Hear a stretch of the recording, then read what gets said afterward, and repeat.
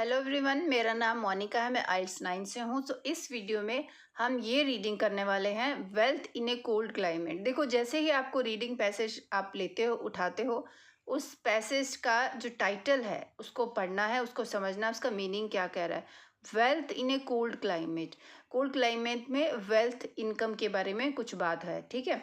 तो ये जो रीडिंग था, ये 10 अक्टूबर 2024 को जो आइल्स एग्ज़ाम हुआ था वो उसमें आई थी। तो मेरा ये जो मैंने टॉपिक दिया है इस रीडिंग के लिए, फॉलो कीवर्ड स्ट्रेटजी, ये मैं आपको पूरा अच्छे से बताऊंगी कि कीवर्ड स्ट्रेटजी से आप इसमें 9 बैंड्स ले सकते हो। आइल्स रीडिंग में 9 बैंड लेना इतना कोई मुश्किल काम नहीं है। आप कीवर्ड स्ट्रेटजी को फॉलो करो, साथ साथ में कीवर्ड स्ट्रेटजी को फॉलो करते हुए थोड़ा सा उसको समझना भी होगा। मतलब पूरी रीडिंग समझने के लिए नहीं बोल रही, जहाँ पे आपको ये कीवर्ड मिलता है वहाँ थोड़ा अंडरस्टैंडिंग कर लो उस सेंटेंस के आसपास, आपके आंसर्स करेक्ट होंगे। 9 बैंड वालों को थोड़ा समझना होगा, और अगर 5-6 बैंड वाले हैं वो कीवर्ड स्ट्रेटजी से इतना विदाउट ज़्यादा समझे आप 5-6 आराम से बैंड ला सकते हो। जिनको जो 5.5 पे अटके हैं, थोड़ा सा समझो, अंडरस्टैंडिंग करना थोड़ा बहुत ज़रूरी है, ठीक है। अभी हम शुरू करते हैं ये reading, wealth in A cold climate. तो इसके क्वेश्चंस देखते हैं। तो इस रीडिंग में सबसे पहले टाइप का क्वेश्चन है list of heading. And please आपसे एक रिक्वेस्ट है, सब्सक्राइब कर दीजिए, लाइक भी कर दीजिए, कमेंट भी कर दीजिएगा लास्ट में। So I will be grateful to you, and yes I will also grateful to you अगर आप मेरे साथ प्रैक्टिस करते हो। कैसे प्रैक्टिस कर सकते हो, मैं आपको क्वेश्चंस भी दिखाऊंगी, पैराग्राफ भी दिखाऊंगी। अभी ऐसा नहीं कि ऐसा दिखाऊंगी, आप देखना, अभी आपको ऊपर पैराग्राफ दिखाऊंगी और यहाँ पे आपको क्वेश्चंस दिखेंगे, तो आप सेलेक्ट कर सकते हो स्क्रीन को पोस्ट करके, ठीक है। तो list of heading IELTS reading type of question जो है उसको करना कैसे है, सिंपल सा बात है। पहले इसका इंस्ट्रक्शन देख लो, वहाँ ऐसे दिया होगा, रीडिंग पैसेज है 7 paragraphs A to G, choose the correct heading for paragraphs A to G from the list below. ये हमें लिस्ट दी है लिस्ट ऑफ हेडिंग्स की, ठीक है। तो हमें रीडिंग पैसेज जब हमें मिलता है तो मैंने बताया कि सिर्फ टाइटल को समझना है और यहाँ कुछ नहीं पढ़ना है, कुछ भी नहीं गो थ्रू होना है, सीधा क्वेश्चंस पे जाओ, अपना टारगेट इसको समझो, पढ़ो, इसका कीवर्ड लो। ये हमारा टारगेट है कि हम इसका आंसर ढूंढना है। बिना टारगेट के रीडिंग पैसेज पढ़ोगे ये टाइम वेस्ट है। आपके पास इतना टाइम नहीं होगा 60 मिनट्स में एक्चुअल एग्जाम में कि आप उसकी स्टोरी पहले पढ़ोगे, फिर क्वेश्चन से आओगे, फिर आप दोबारा पढ़ने जाओगे। नहीं, सीधा क्वेश्चंस पे आओ। तो लिस्ट ऑफ हेडिंग करने का तरीका यही है। सबसे पहले ऑल लिस्ट ऑफ हेडिंग्स की जो ऑप्शंस है ना, ये हम इसको पढ़ेंगे, इसका मीनिंग समझेंगे, कीवर्ड को भी लेकर निकालेंगे बाहर। The positive correlation between climate and wealth, ठीक है। क्लाइमेट एंड वेल्थ, ये तो वो वर्ड हो गए जो आपके देखो टाइटल में ही दिया है, वेल्थ एंड क्लाइमेट। सो ये अपने कीवर्ड तो होंगे, मान लिया, लेकिन ये तो हमें हर पैराग्राफ में मिल जाएंगे। तो इसके लिए जहाँ पे इनका रिलेशन दिया होगा, कुछ लिंक दिया होगा इन दोनों के बीच में जो बात हो रही होगी, तो वो हमारा आंसर होगा। कोरिलेशन मतलब आपस में रिलेशनशिप है, कुछ एक्सप्लेनेशन दिया होगा कि पॉजिटिव रिलेशन है कि इसकी वजह से ये होता है, तो वो हमारा ये कीवर्ड है। जहाँ पे कोरिलेशन, कोई लिंक दिया होगा ना इन दोनों के बीच में, वो हमारा कीवर्ड होगा। Other factors besides climate that influence wealth, अभी फिर मैंने बताया था क्लाइमेट एंड वेल्थ ये अपने कीवर्ड नहीं है, ये हर पैराग्राफ में मिलेंगे। तो कीवर्ड क्या होगा, अदर फैक्टर्स। अदर फैक्टर्स कुछ अलग फैक्टर्स हैं, कुछ एलिमेंट्स होंगे, एलिमेंट्स भी लिखा हो सकता है, जो क्लाइमेट को बिसाइड्स क्लाइमेट, क्लाइमेट के अलावा वेल्थ को और क्या इन्फ्लुएंस कर सकता है, वो कुछ पैराग्राफ में दिया होगा। Inspiration from A reading a book, so reading कोई बुक, ये बुक हमारा हो गया, कोई इंस्पायरेशन किसी को मिली रीडिंग बुक से, तो वो आंसर होगा। अदर रिसर्चर्स, अब इसमें अदर रिसर्चर्स मतलब रिसर्चर्स, राइटर्स, जो स्टूडेंट्स होते हैं जो रिसर्च करते हैं, तो साइंटिस्ट होते हैं, वो कुछ भी हो सकता है, जिसमें प्लूरल होगा वो अपना रिजल्ट होगा। Results do not rule out exceptional cases, उनका जो रिजल्ट है वो do not rule out exceptional cases, उनका जो एक्सेप्शनल केसेस पे रूल नहीं हो रहा है, कुछ ऐसा लिखा होगा, तो हम फॉलो करेंगे उनके रिजल्ट्स के बारे में। रिसर्चर्स कहीं मिलेगा, एंड साइंटिस्ट भी हो सकता है। Different attributes between Eurasia and Africa, देखो अब डिफरेंट एट्रीब्यूट्स हो गया। अब यूरेशिया एंड अफ्रीका, ये इंपॉर्टेंट वर्ड्स हैं, इनको हम कीवर्ड्स लगा लेते हैं। जिस पैराग्राफ में इनके बारे में बात हो रही होगी कोई कंपैरिजन टाइप का कुछ होगा इन दोनों के बीच में, तो वो आंसर होगा। लो temperature benefits people and crops, so people and crops important है। एंड लो टेम्परेचर तो -डिग्री टेम्परेचर भी हो सकता है, कोल्ड क्लाइमेट भी हो सकता है। तो पीपल एंड क्रॉप्स जिस पैराग्राफ में दोनों के बारे में लिखा होगा और टेम्परेचर रिलेटेड कुछ बात होगी लो, तो वो अपना आंसर होगा उस पैराग्राफ में। The importance of institution in traditional view, importance of institution in traditional view, कोई भी इंस्टीट्यूशन इन ट्रेडिशनल व्यूज़ में कोई किसी इंस्टीट्यूट की बात हो रही होगी, तो वो अपना आंसर होगा। The spread of crops in Europe Asia and, अब देखो यहाँ यूरेशिया एंड अफ्रीका था, यहाँ Europe Asia and other places है, ठीक है। क्रॉप्स की स्प्रेड के बारे में बात होगी, Africa Asia and other places. The best way to use aid, ये एड है।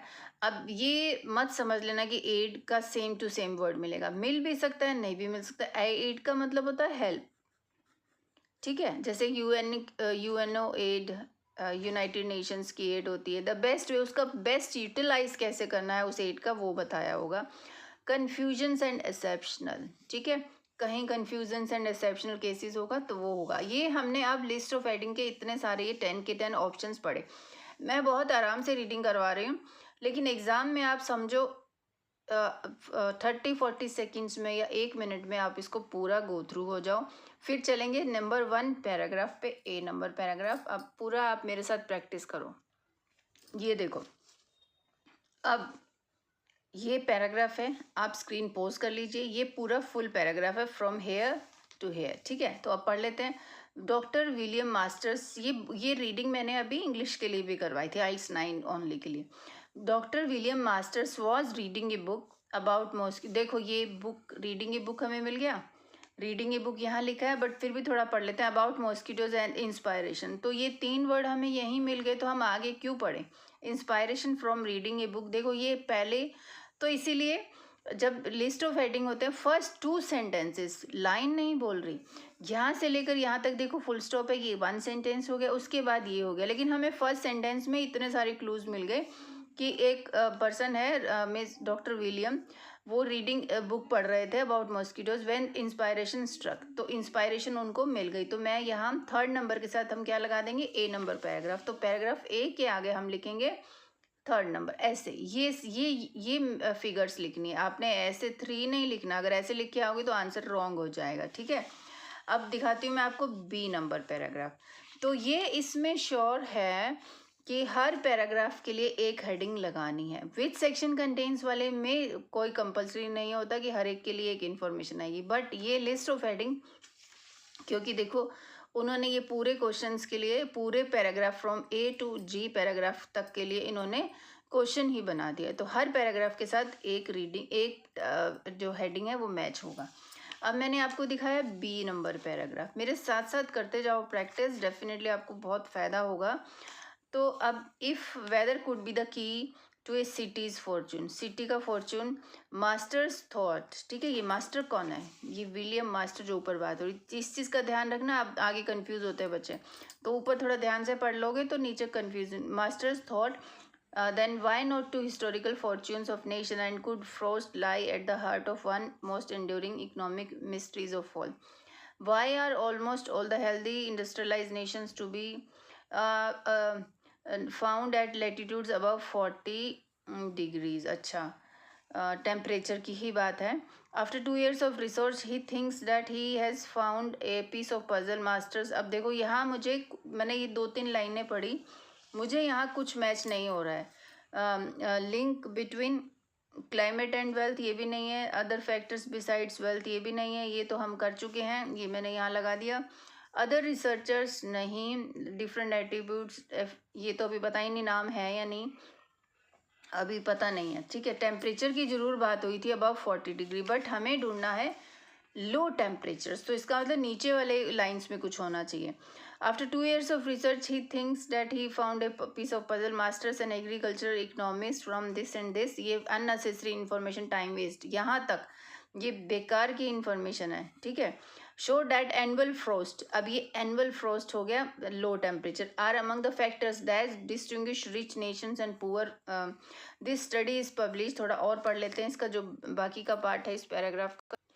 तो यहाँ their study is published this month in journal of economic. There the pair speculates that cold snaps, फिर से कोल्ड की बात हो रही है, have two main benefits, they freeze pest and would otherwise destroy crops, crops की भी बात हो रही है, also freeze organism such as mosquito they carry disease, the result is agriculture abundance a big work force. तो इसकी वजह से जो डिस्ट्रॉय हो जाएंगे, they freeze pest and crops, जो कि क्रॉप्स को ख़राब करते हैं, also freeze organisms such as mosquito को भी कर देते हैं जो डिजीज़ को कैरी करते हैं। The result is agriculture abundance a big workforce, workforce होता है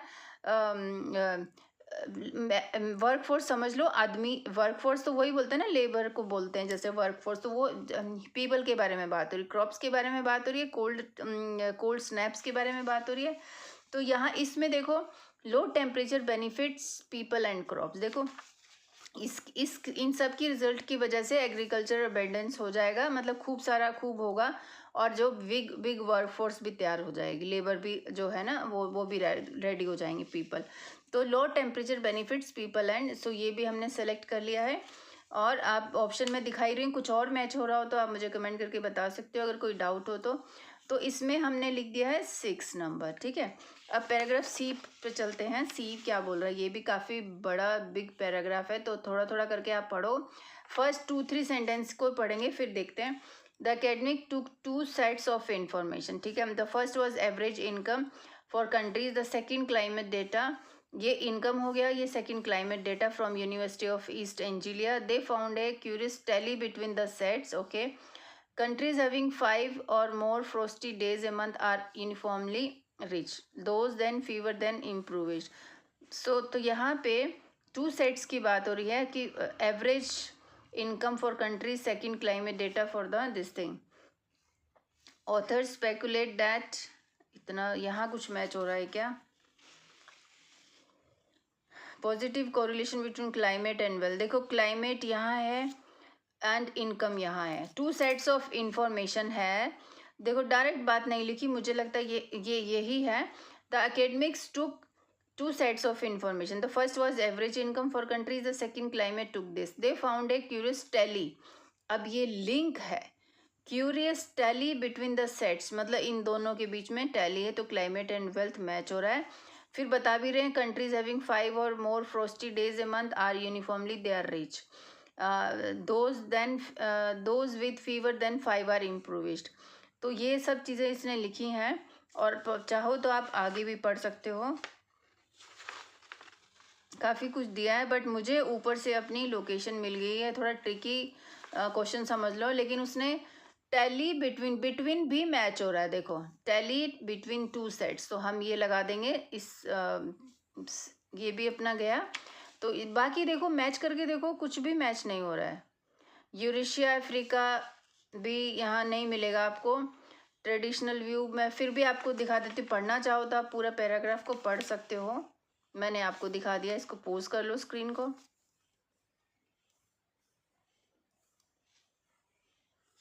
ठीक है, कुछ भी नहीं है, तो हम ये पैराग्राफ सी के लिए लगा देंगे फर्स्ट नंबर।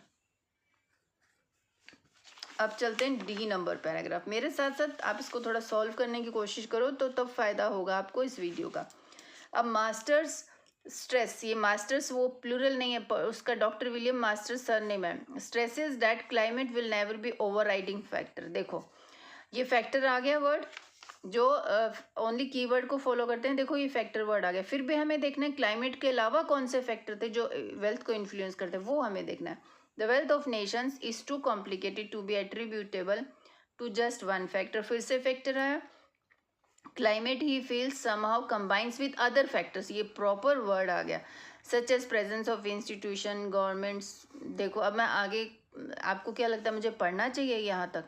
ये 2 सेंटेंसेस मैंने पढ़ लिए हैं और प्रॉपर मैच हो रहा है कि combines with other factors such as presence of institutions government and all.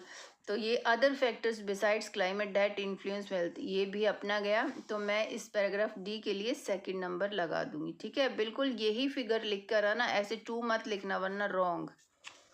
अब मैं दिखाती हूँ आपको डी नंबर पैराग्राफ। ये देखो डी नंबर पैराग्राफ में master stresses that climate will never be, oh sorry ये तो हम पढ़ चुके हैं। अब यहाँ this does not mean he insist that tropical countries are beyond economic help. Help word आ गया देखो, मैंने जो बोला था एड की जगह हेल्प होगा। And destined to remain penniless. Instead, richer countries should change the way in which foreign aid भी आ गया is given. वो बोल रहे हैं रिचर कंट्रीज को change the way in which foreign aid is given, उनको तरीका बदल देना चाहिए। अब देखो वे वर्ड भी है यहाँ पे, ठीक है, और जिसकी वो हेल्प करते हैं। Instead of being geared towards improving governance, it should be spent on technology to improve agriculture and combat. See this, 6 paragraph में से 4 पैराग्राफ के आंसर्स हमें फर्स्ट 2 सेंटेंसेस में ही मिल रहे हैं। ठीक है, 2 कंफ्यूजिंग हो सकते हैं थोड़ा सा, वो पैराफ्रेजिंग करके ढूंढना होगा। तो हमें क्या बात हो रही थी कि aid, the best way to use aid. तो अब हम इस ई के लिए हम लगा देंगे 9 नंबर। ठीक है, तो ये भी चला गया। अब कितने बचे हैं, 1 2 3 4 5 अभी भी रिमेनिंग है। अब हम एफ पैराग्राफ पे आते हैं, आप भी पढ़ो साथ में। और other minds have applied themselves to the split between poor and rich nations, citing anthropological, political, climate, geological reasons for why temperate nations are the most affluent. कुछ ऐसा है, नेशंस की तो बात शुरू हो गई बट अभी तक कुछ नहीं आया। तो बड़ा पैराग्राफ है तो कुछ पढ़ना होगा। Observe that those who live in a cold climate are full of spirit. Jard Diamond pointed out in his book, Eurasia word आ गया, is broadly aligned east west while Africa is also there and the Americas are north and south. So in Europe crops can spread quickly across latitude because climates are similar. तो यहाँ था ना, the spread of crops in Europe, Asia and other places, लेकिन Asia भी होना चाहिए। तो एक लाइन बोल रही है, so in Europe crops can spread easily across latitude because climates are similar. So Europe, Africa and Eurasia, इन तीनों में स्प्रेड हो सकती है, बट वहाँ कंपैरिजन किसका है, Europe, Asia and other places. तो यूरेशिया है, एशिया नहीं, तो ये अपना नहीं मैच होगा। ठीक है, अभी हमें यूरेशिया और अफ्रीका मिल गया है। अच्छा, तो ये किसकी बात कर रहा है, लैटिट्यूड की बात कर रहा है ना। Different attributes between Eurasia and Africa, तो ये 2 चीज़ हमें मिल गई हैं। तो हम इसको अब जल्दी से लगा देंगे 5th नंबर, ये वाला देखो, डिफरेंट एट्रीब्यूट्स है, are full of, Eurasia is broadly aligned eastward while. So ये देखो ये डिफरेंट हो गया, यहाँ कुछ लिखा है फिर वाइल लिखा है, इसका मतलब अफ्रीका में और अलग से। देखो यहाँ ईस्ट वेस्ट है, यहाँ नॉर्थ वेस्ट, इसका मतलब डिफरेंट एट्रीब्यूट्स है ये। तो हमने ये सही लगाया है, ये भी गया। अब रह गया लास्ट पैराग्राफ। ठीक है, चलो अब लास्ट पैराग्राफ में जॉन एंड गलप जेफरीज, 2 साइंटिस्ट। अब ये देखो, 2 US economists have also pointed out striking correlations between geographical location of countries and their wealth. अब ये ठीक है, दे नोट दैट ट्रॉपिकल कंट्रीज। अब मैं बताऊँ आपको, पहली लाइन पढ़ने से ही आपको मिल गया, क्योंकि हम सारा लास्ट पैराग्राफ है। देखो अदर रिसर्चर्स की बात यहाँ हो रही है, ये 2 इकोनॉमिक्स, ये रिसर्चर्स ही हुए।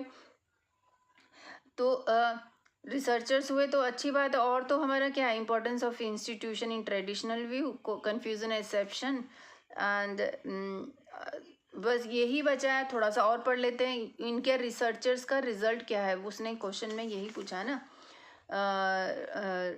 Results do not rule out exceptional cases. फिर भी थोड़ा सा पढ़ लेते हैं अगर चाहो तो, अगर जल्दी है तो हम इतना पढ़ के हम लगा के आगे चलेंगे। They note that tropical countries equator are nearly all poor. In an article they concluded, इनका result, that development surely seems to favor the temperate zone economies, especially those in northern, and those have managed to avoid both socialism and this. Both masters caution against the idea.